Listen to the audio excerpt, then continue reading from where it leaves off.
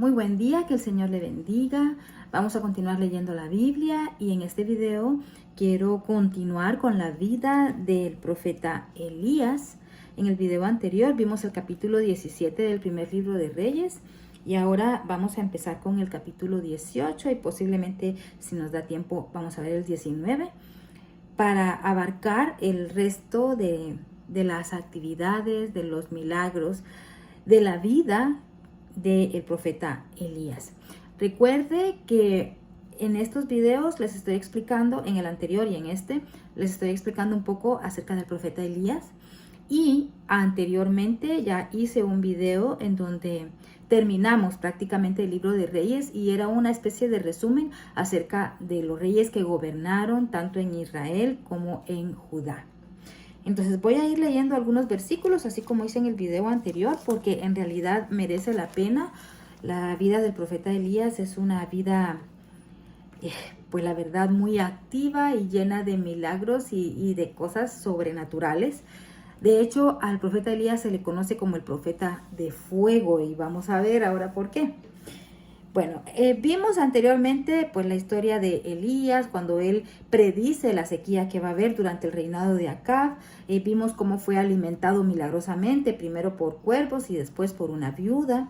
Y vimos también esta situación de cómo se le multiplicaba a la viuda la harina y el aceite, y luego que se cumplió la palabra también de la viuda, ya que su hijo fallece, pero fue resucitado por el profeta. Bueno, ahora empezando ya en el capítulo 18, en el versículo 1, nos habla acerca de que Elías regresa a ver a Acab. Aquí ya ha pasado el tiempo, dice la escritura. Pasaron muchos días, vino palabra de Jehová a Elías en el tercer año diciendo: Ve, muéstrate a Acab y yo haré llover sobre la faz de la tierra. Fue pues Elías a mostrarse a Acab, y el hambre era grave en Samaria. Y Acab llamó a Abdías, su mayordomo. Abdías era en gran manera temeroso de Jehová, porque cuando Jezabel destruía a los profetas de Jehová, Abdías tomó a 100 profetas y los escondió de 50 en 50 en cuevas y los sustentó con pan y agua. Miren, voy a detener acá porque quiero explicar algo importante. Bueno, aquí dice que Dios le dice a Elías que vaya y que se muestre ante Acab. Recordemos que Acab era un rey muy malo, pero que su esposa Jezabel, o la reina prácticamente, también era una mujer mala, malísima, peor que Acab. De hecho, yo creo que le tenían más temor a ella que al propio Acab, porque debido a ella fue que se introdujo la adoración a los Baales y a Acera y a otros dioses.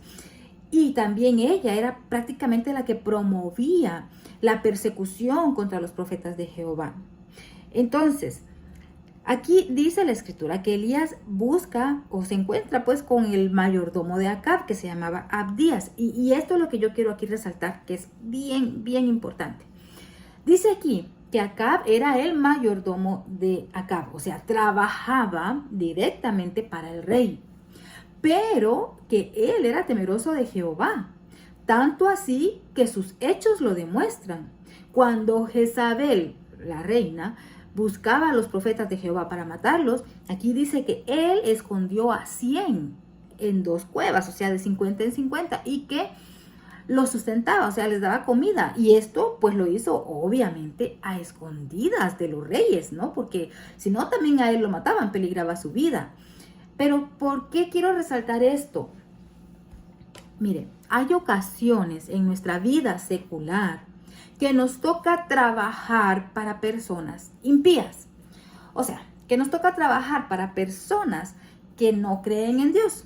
O incluso si creen en Dios, porque hay mucha gente que dice, sí, yo creo en Dios, pero sus actos demuestran lo contrario. Alguna vez quizá a usted le ha tocado trabajar en un lugar en donde su jefe realiza prácticas inapropiadas, fuera de la ley, fuera de la moral, fuera de la ética, pero eso no significa que usted como cristiano también lo haga o que usted sea partícipe de lo que su jefe está haciendo.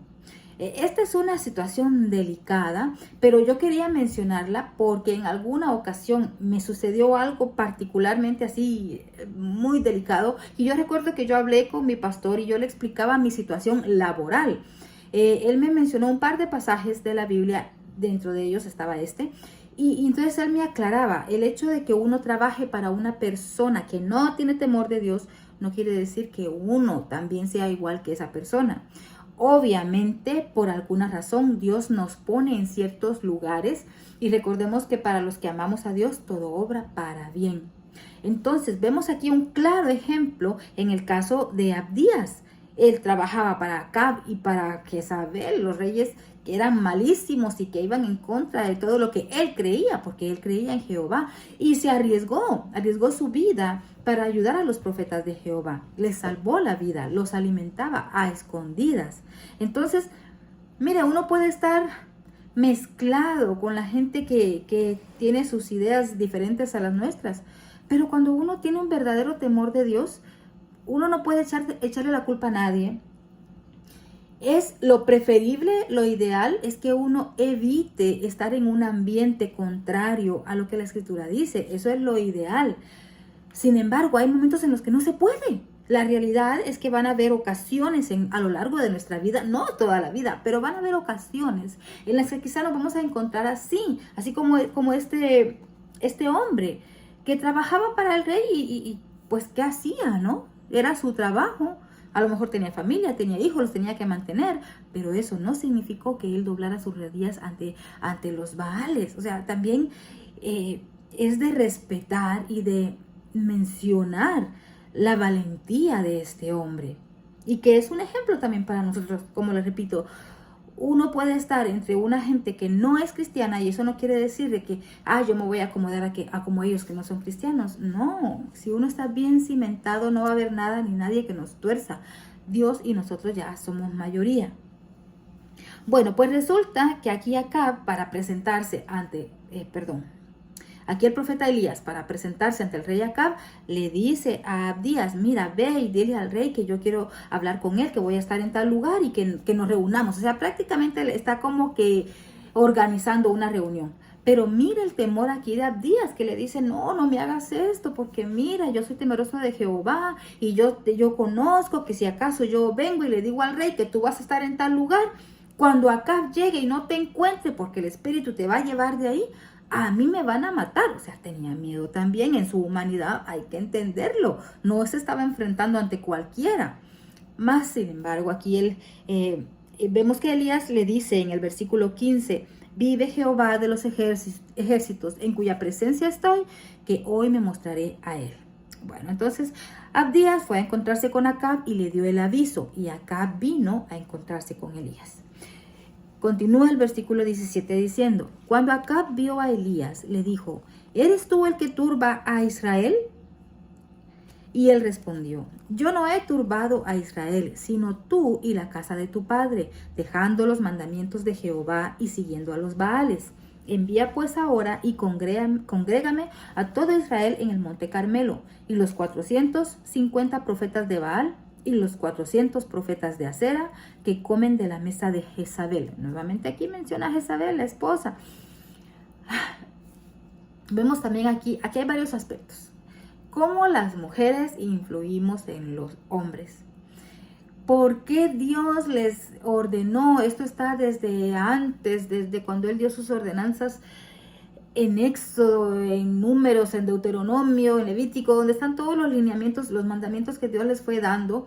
Les dice, no se casen con las mujeres de los cananeos, ni de todos sus descendientes, ni de todas esas tribus que no creen en Dios, porque ellas van a volver su corazón ante los dioses ajenos. Entonces, aquí exactamente se está cumpliendo eso. Jezabel influye y era tan obvio y tan notorio la influencia que tenía Jezabel que le tenían miedo a Acab y también le tenían miedo a ella. Vemos aquí el poder que ejercía Jezabel durante este reinado de Acab. No era solamente la esposa del rey, era la reina y daba órdenes, tanto así que ella podía mandar a matar a quien ella quisiera. Otra cosa, dice acá, en el versículo 17, cuando Acab vio a Elías, le dijo, ¿eres tú el que turbas a Israel? Mire, aquí también recordemos que la Biblia nos sirve para aplicarla a nuestra vida de manera práctica. ¿Cuántas veces nosotros le echamos la culpa a los demás de las cosas que suceden y no nos hacemos responsables de nuestros actos? Esto es lo que está haciendo aquí Acab. Cuando vio a Elías, le dijo, ¿eres tú el que turba a Israel? Echándole la culpa al profeta de que turbara al pueblo. ¿En qué sentido? Que como quien dice que él era un rebelde, un alborotador, que en lugar de él también venir y adorar a los Baales, él ponía en contra al pueblo. O sea, ya aquí Elías tenía una fama, pues se la había creado desde el momento en que él profetizó la sequía. Entonces, seguramente habían, no eran ni murmuraciones, sino que era la realidad. El pueblo seguramente decía, recuerdan la palabra del profeta Elías, miren, no ha llovido, se está cumpliendo lo que él dice. Obviamente había una tensión en el pueblo, pero no era que Elías la había provocado, era consecuencia del mal gobierno que estaba realizando Acab. Pero es fácil, ¿no? Lavarnos las manos y echarle la culpa a los demás de las consecuencias de nuestros actos. Entonces el profeta le responde, mire, y con toda la razón se defiende y le dice, yo no he turbado a Israel, sino tú y la casa de tu padre. Recordemos que el padre de Acab también fue un rey malo, dejando los mandamientos de Jehová y siguiendo a los Baales. O sea, ¿por qué era culpa de él? Porque se había apartado de Jehová. Tanto el padre como el hijo se apartaron y habían seguido a dioses ajenos. Entonces aquí aquí ya empieza como una especie de negociación. Ya le dice aquí Elías al rey Acab, envía pues ahora y congrégame a todo Israel en el monte Carmelo, y los 450 profetas de Baal y los 400 profetas de Acera que comen de la mesa de Jezabel. O sea, 850 profetas entre comillas. Pero en realidad recordemos que ellos, al momento de que se separa el reino del sur, que es el reino de Judá, y el reino del norte, que es el reino de Israel, al momento de que se separan, recordemos que el templo que había construido Salomón, pues está ubicado en Judá, estaba ubicado en el reino del sur. Entonces, ¿qué pasó? Esto ya lo vimos anteriormente. Ellos mandaron a construir sus propios templos y principalmente en Samaria, porque ya vimos también en el video anterior que Samaria llegó a ser la capital del reino del norte, la capital de Israel, o sea, era la ciudad central, ¿no? Y allí ellos construyeron sus propios templos y también ellos mismos, o sea, ellos me refiero a todos los reyes malos, ¿no? Se encargaron de crear sus propios, de nombrar a sus propios profetas, pero no profetas que alabaran a Dios, sino que profetas que profetizaran e intercedieran ante los Baales y ante Acera y ante cuanto Dios se les había ocurrido. No eran profetas de Dios, no eran levitas. No habían seguido el lineamiento que ya Dios había establecido de quiénes iban a ser los que iban a estar siempre ofreciendo sacrificios delante de él en el templo, primero en el tabernáculo y después en el templo. Entonces aquí Elías le dice, pues manda a traer a todos estos profetas de esos dioses ajenos y que nos juntemos en el monte Carmelo. Y mire aquí la situación que pasa, voy a ir leyendo.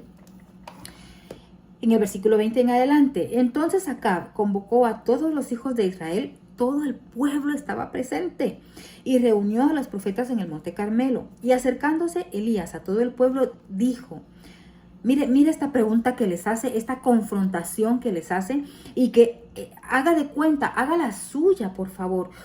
Si estamos leyendo la Biblia, es para nuestro interés, para nuestra sabiduría, para nuestra vida, para mejorarla, y a veces necesitamos este tipo de confrontación. El versículo 21 dice, acercándose Elías a todo el pueblo, dijo, ¿hasta cuándo claudicaréis vosotros entre dos pensamientos? Si Jehová es Dios, seguidle, y si Baal, id en pos de él. Y el pueblo no respondió palabra. Mire, a veces necesitamos que alguien venga y nos dé un sacudón y nos diga, pues ¿hasta cuándo vas a estar dudando? ¿Eres cristiano o no eres cristiano? Pero es que uno con Dios no puede estar a medias. O crees en Dios o no crees en Él. No puede estar uno que, ay, sí, a veces creo y a veces no creo. Y sí creo y tengo fe para esto, pero no tengo fe para lo otro. No se puede. O somos o no somos, pero es que a medias no se puede. Lo dice la escritura, más adelante vamos a leer esa parte, dice que tienes que ser frío o caliente porque tibio te vomitaré de mi boca. O sea, no puede uno, a Dios no le gustan los mediocres, los que medio creen. A Dios le gusta la excelencia. Si vas a creer en mí, cree. Si vas a creer en los Baales, pues cree en los Baales. Así de sencillo. A veces, mire, yo sé que esta es una palabra fuerte, Es una palabra que no siempre se predica en las iglesias porque casi últimamente, sobre todo en estos tiempos, solo se predican cosas bonitas, pero no se predica la realidad de cómo es Dios y el carácter de Dios. Dios quiere que seamos hombres y mujeres valientes, hombres y mujeres que tengamos palabra, que nuestro sí sea sí y que nuestro no sea no. Y si uno no va a creer en Dios, pues entonces que se vaya de la iglesia o que se vaya al mundo o que se pierda o lo que sea. Y perdóneme estas expresiones, pero es que es la realidad. O creo en Dios verdaderamente o no creo en Él. Pero no podemos estar en ese tipo de evangelio que sí, que no, que a lo mejor, que hoy vengo, que creo en Dios, que mañana no creo, que mañana estoy desanimado, que mañana estoy caído. Y entonces estamos como en ese juego y no, la vida del cristiano no puede ser así. Por eso tenemos que afianzarnos, por eso tenemos que estar seguros de lo que creemos y por qué lo creemos. Porque también muchas veces el pueblo de Dios perece porque le falta conocimiento. ¿Por qué? Cae fácilmente en la duda porque no conoce esta bendita palabra, no leen las escrituras, se conforman con lo que les dicen o se conforman nada más con la palabra que se nos da un día que vamos a la iglesia el domingo, el martes y hasta ahí quedó. No es suficiente. El enemigo anda como león rugiente buscando a quien devorar y si nosotros nos dejamos o nos ponemos ahí enfrente como ovejita, el diablo nos va a zarandear. Nuestra fe tiene que estar bien afianzada. Si usted es recién convertido, como yo siempre digo, estos videos son de una manera, una explicación sencilla.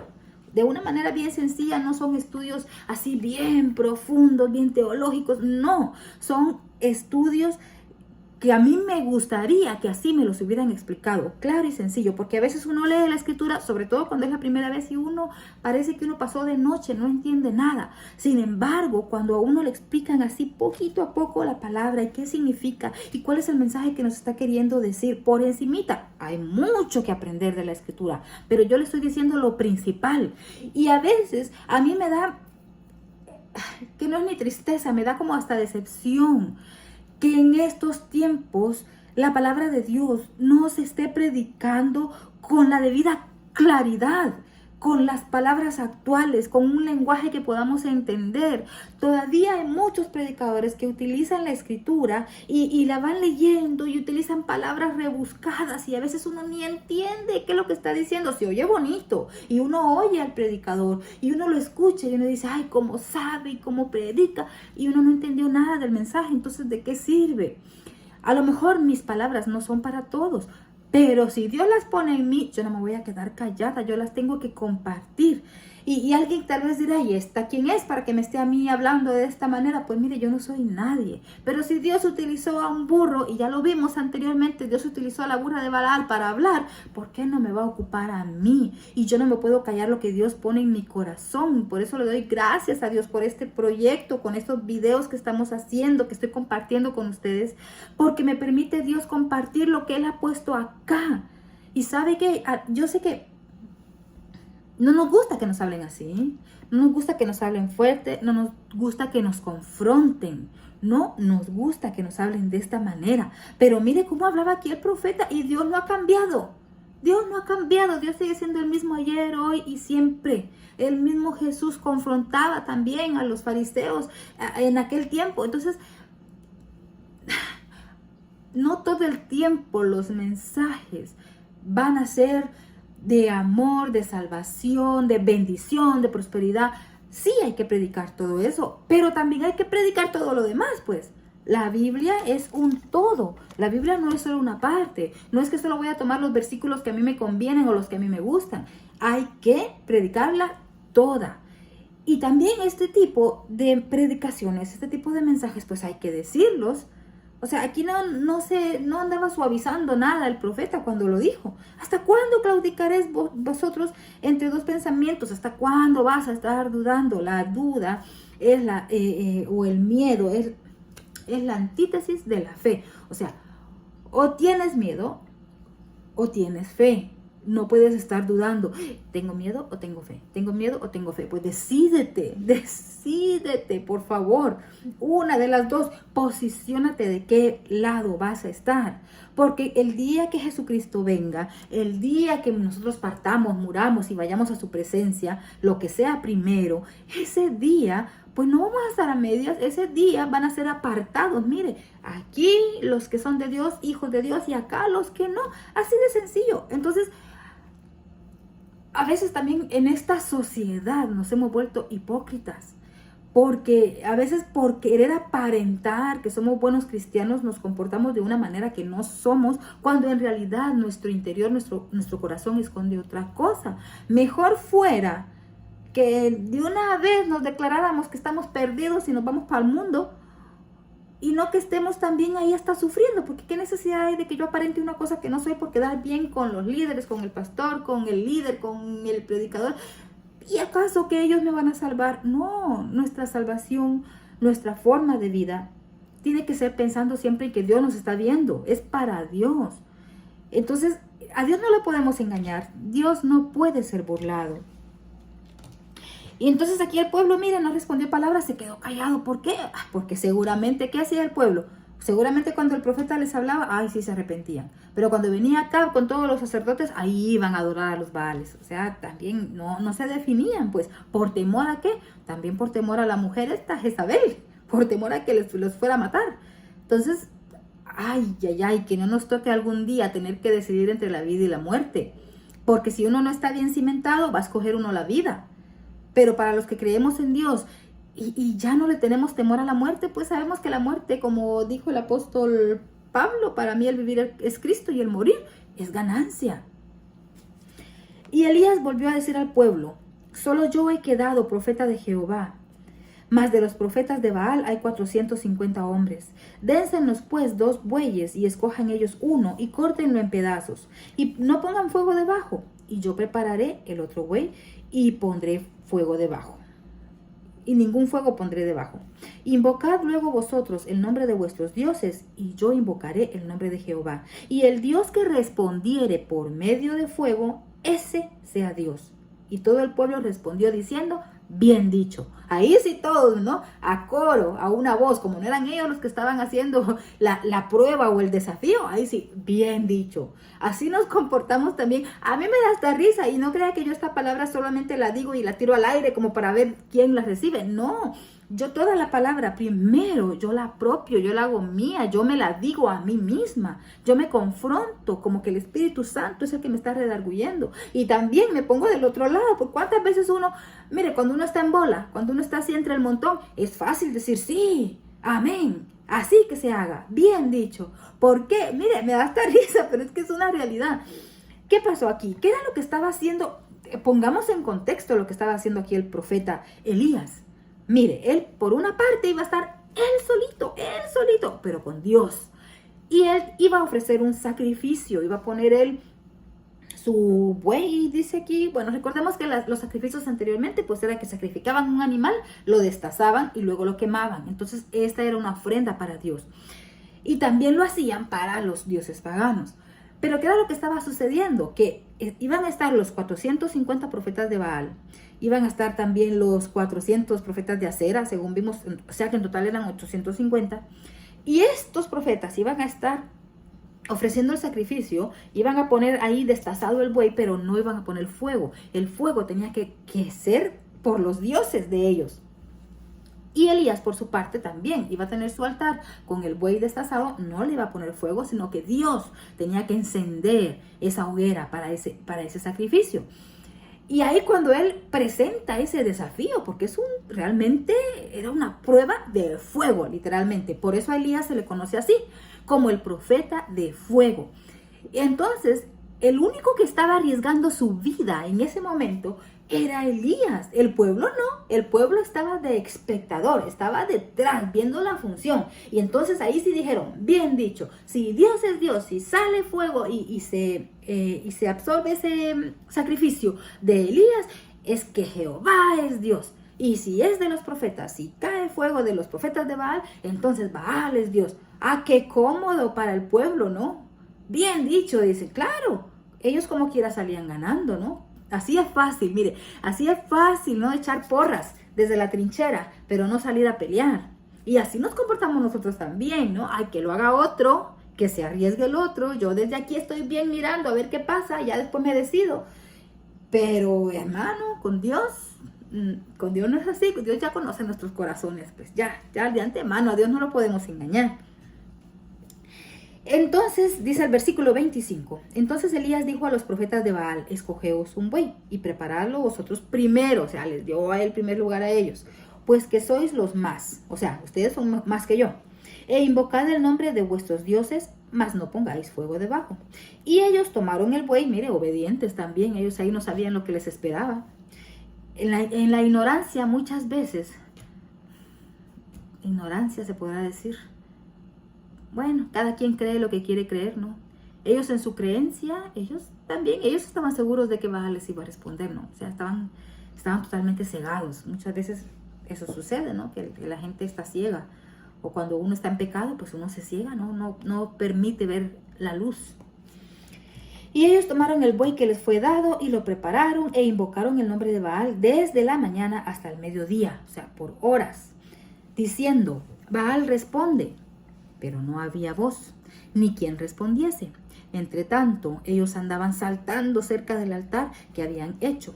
Y aconteció al mediodía que Elías se burlaba de ellos. Mire cuál seguridad. Es que qué tremendo. Imagínese usted la escena en aquel monte, aquel gentío detrás, miles y miles de personas observando a ver qué pasaba. Y él se burlaba de los profetas, que estaba seguro, pues, él estaba seguro en quién había puesto su fe y su confianza. Y se burlaba diciendo, gritad en alta voz, porque Dios es. Quizá está meditando, o tiene algún trabajo, o va de camino, o tal vez duerme y hay que despertarle. O sea, en su propia cara se estaba burlando de ellos. Y ellos clamaban a grandes voces y se sajaban con cuchillos. Mira el extremo de la perdición, de cómo habían perdido ya su cabeza, sus creencias, su locura, que se sajaban, o sea, con un cuchillo ellos se cortaban. Mire, ¿por qué? Ofreciendo su propia sangre. Eso era lo que estaban haciendo, para que los dioses, los Baales, les contestaran y saliera fuego. O sea, ya estaban desesperados, ¿no? Lo que fuera con tal de que cayera fuego. Y ellos clamaban a grandes voces y se sajaban con cuchillos y con lancetas conforme a su costumbre hasta chorrear la sangre sobre ellos.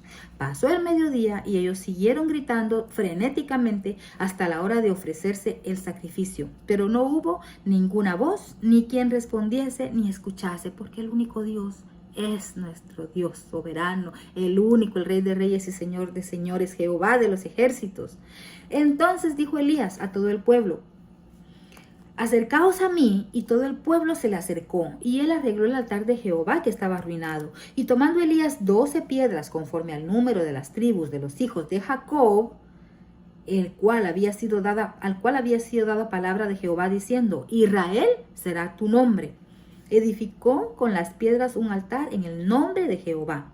Después hizo una zanja alrededor del altar en que cupieran 2 medidas de grano, preparó luego la leña y cortó el buey en pedazos y lo puso sobre la leña. Y dijo, llenad 4 cántaros de agua y derramadla sobre el holocausto y sobre la leña.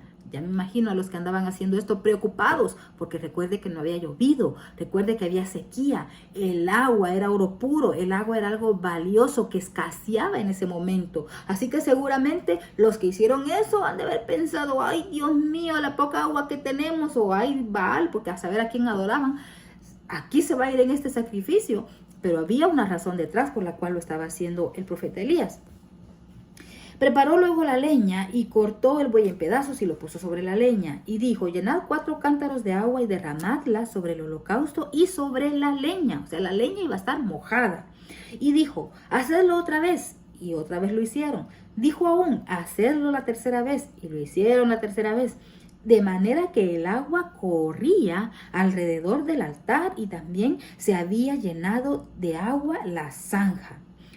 Cuando llegó la hora de ofrecerse el holocausto, se acercó el profeta Elías y dijo, antes de llegar a esa parte, lo que él hizo antes fue mojar el holocausto, derramar agua sobre el holocausto, sobre la leña, sobre las 12 piedras que había puesto, tanto que él mismo dijo, hagan una zanja alrededor, y entonces se hizo un charco, se llenó esa zanja, una mini piscina ahí, se llenó de agua.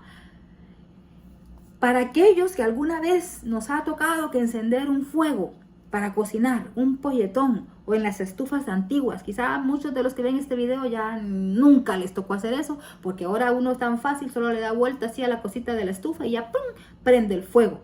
Pero para los que crecimos así en lugares que todavía hay lugares en donde se cocina con fuego, eso de tener que encender leños mojados, es que hay o hay que soplar mucho, o hay que a puro pulmón, o hay que agregarle otras cosas secas y estar pendiente hasta que enciende ese fuego. Eso es tarea difícil, si no imposible. Es complicadísimo que un leño que esté mojado encienda. Tiene uno que buscar otra cosa que le ayude a encender, a secarlo, que agarre fuego primero para secar el leño que agarra el fuego. Entonces, pero aquí vemos algo que va como hasta contra las leyes, ¿no? ¿Cómo se va a encender algo que está mojado, que tiene agua? No se puede. ¿Pero esto para qué? Por si quedaba alguna duda, que el pueblo entendiera quién era el verdadero Dios. Ahora vamos a la parte en donde él hace la oración. Mire qué poderosa esa oración, y también una oración sin tanta cosa. Porque cuando uno tiene el poder de Dios sobre uno, pues uno sabe que no es uno, sino que es Dios y que Él lo va a hacer. Y ahí está la fe, en creer. Pero recuerde que la fe sin obras es muerta. Tampoco aquí se demuestra que Elías era un hombre de fe y era un hombre de acción. Y nosotros, si decimos creer en Dios, también tenemos que tomar acción, porque las cosas por sí solas no van a suceder. Cuando llegó la hora de ofrecer el holocausto, se acercó el profeta Elías. Estoy leyendo a partir del versículo 36. Y dijo: Jehová, Dios de Abraham, de Isaac y de Israel. Mire, si usted ha venido leyendo la Biblia conmigo desde el Génesis hasta acá, usted se recordará o tendrá noción de que cada vez que alguno de los hombres de Dios hacía una oración, decía: Jehová, Dios de Abraham, de Isaac y de Jacob. Esta es la oración tradicional, pero mire, aquí él la modificó y no usa el nombre de Jacob, que era el nombre que tenía antes, sino que utiliza el nombre de Israel, que fue el nombre que Dios le dio. ¿Y por qué? Se está dirigiendo al reino del norte, al reino de Israel, o sea, está dándoles en la llaga. Les estoy hablando a ustedes, al Dios de ustedes. Jehová, Dios de Abraham, de Isaac y de Israel. Sea hoy manifiesto que tú eres Dios en Israel y que yo soy tu siervo. Mire qué orgullo ser Dios, ser siervo de Dios. Y que por mandato tuyo he hecho todas estas cosas. Respóndeme, Jehová, respóndeme, para que conozca este pueblo, oh Jehová, que tú eres el Dios y que tú vuelves a ti el corazón de ellos. Es que el amor de Dios siempre dando el primer paso. Que siempre tratando de atraernos con amor. Dios siempre da el primer paso. Dios siempre nos busca aún en medio de la depravación y el pecado en que nos encontremos. Dios siempre nos busca. Entonces, mira, ahí terminó la oración. Versículo 38. Entonces cayó fuego de Jehová y consumió el holocausto. No solo el holocausto, no solo el buey, consumió el holocausto, la leña que estaba mojada, ¿se acuerda? Intenta encender un leño mojado, me contará si no le cuesta. Entonces, consumió el holocausto, la leña, las piedras que también estaban húmedas y el polvo. Y aún lamió el agua que estaba en la zanja. Todo, por si había alguna duda, todo se consumió. El versículo 39. Viéndolo todo el pueblo, se postraron y dijeron: Jehová es el Dios, Jehová es el Dios. Ay, el amor de Dios es tan grande con nosotros que mire, Él hace maravillas, Él hace lo que sea por llamar nuestra atención. Él quiere que volvamos nuestro corazón a Él. Y entonces ahí el pueblo, que hasta entonces estaba idiotizado, estaba en pecado, estaba adorando a los Baales, entonces dijeron: Jehová es el Dios, Jehová es el Dios. O sea, como que no, bueno, como dijo Job, de oídas te había oído, mas ahora mis ojos te ven. Hay que ponernos también en el lado del pueblo, ¿no? Porque es fácil criticar, pero a lo mejor nosotros también, si hubiéramos estado ahí anduviéramos adorando a los Baales. A lo mejor ellos habían escuchado del Dios, el Jehová de los ejércitos, del que hizo milagros, el que dividió el mar en dos. La gente había escuchado, porque recordemos que la Biblia, aunque no estaba escrita, pero las historias anteriores, hasta como vamos aquí en la historia, o en lo que vamos leyendo de la Biblia, ya habían escritos y también se transmitían de generación en generación. Y posiblemente ellos habían escuchado de Dios y de sus maravillas. Pero en este momento aquí se cumple también esa frase que exclamó Job, y que la vamos a ver cuando lleguemos a ese libro. De oídas te había oído, pero ahora mis ojos te ven. Este pueblo tuvo la oportunidad de ver al Dios vivo en acción. Y entonces dijeron, Jehová es el Dios, Jehová es el Dios. ¡Qué bendición!, ¿no? Ahí la gente tuvo la oportunidad de reconciliarse con su Salvador. Entonces Elías les dijo, prended a los profetas de Baal para que no escape ninguno. Y ellos los prendieron y los llevó Elías al arroyo de Cisón y allí los degolló. No me voy a meter en detalles, pero estamos en el Antiguo Testamento y aquí ojo por ojo y diente por diente. Entonces, recordemos lo que les dije al principio, con Dios no hay medias, no hay tibios. O eres frío o eres caliente. Entonces, ellos eran sacerdotes de Baal, pues hasta ahí se les llegó su hora. Versículo 41, y ya voy terminando. Voy a tener que seguir en otro video con el capítulo 19 porque todavía nos falta historia un poco más de la historia de la vida de Elías. Elías ora por lluvia. Entonces Elías dijo a Acab, al rey, ¿no? Ahí ya Acab debería también él haberse, pues, reconciliado, recapacitado, cambiado de opinión, ¿no? Pues Dios es Dios. Pero bueno, entonces Elías dijo a Acab, sube, come y bebe, porque una lluvia grande se oye. Acab subió a comer y a beber, y Elías subió a la cumbre del Carmelo, y postrándose en tierra, puso su rostro entre las rodillas, y dijo a su criado, sube ahora y mira hacia el mar. Y él subió y miró, y dijo, no hay nada. Y él le volvió a decir, vuelve 7 veces. A la 7ª vez dijo, yo veo una pequeña nube como la palma de la mano de un hombre que sube del mar. Y él dijo, ve y di a Acab, unce tu carro y desciende, para que la lluvia no te ataje. Y aconteció cuando, estando en esto, que los cielos se oscurecieran con nubes y viento, y hubo una gran lluvia, y subiendo Acab vino a Jezreel. Y la mano de Jehová estuvo sobre Elías, el cual ciñó sus lomos y corrió delante de Acab hasta llegar a Jezreel. Mire, ya para terminar aquí, hay una alabanza preciosa que está basada en este pasaje de la Biblia. Hasta por eso también es bueno leer la Biblia, para que uno vaya discerniendo lo que dicen las alabanzas. Porque ahora hay cada alabanza que ya uno no sabe si están adorando a Dios o están adorando a los Baales. Bueno, pues esta alabanza dice, no sé quién la canta, pero quizá usted la habrá escuchado, si no, búsquela en YouTube. Dice, veo una pequeña nube del tamaño de una mano, y esa es la señal que tu lluvia va a caer, haz llover, abre las puertas del cielo. Es una alabanza, al menos a mí, me transporta a este pasaje. Mire, ya mi espíritu se regocija y se llena y me fortalece. Si tengo dudas, se van y la fe viene y se hace más fuerte y crece. Si tengo problemas, desaparecen porque yo sé que mi Dios es más grande. Y aquí nos está dando una muestra de fe. ¿Qué fue lo que el mayordomo le dijo? La primera vez, no se mira ni una nube, está soleado, no hay nada, no hay ni una sola nube. Él le dijo, ve y mira 7 veces.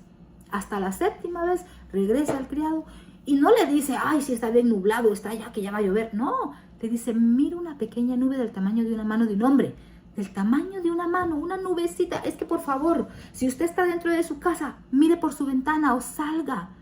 Si hoy el día está soleado, Imagínese que el profeta está orando y ni siquiera él está concentrado en lo que está haciendo, él está arrodillado y él manda al sacerdote a que haga esto, porque él sabe que Dios le va a responder. Y no le respondió a la primera, no a la segunda, no a la tercera, a la séptima vez que regresa.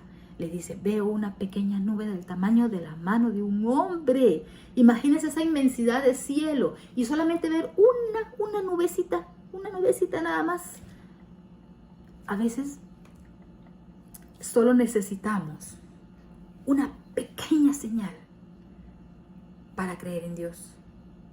Aférrese a esa pequeña señal para creer que Dios va a hacer cosas enormes, sobreabundantes. Recuerde que cada vez que Él hace algo, Dios no se limita.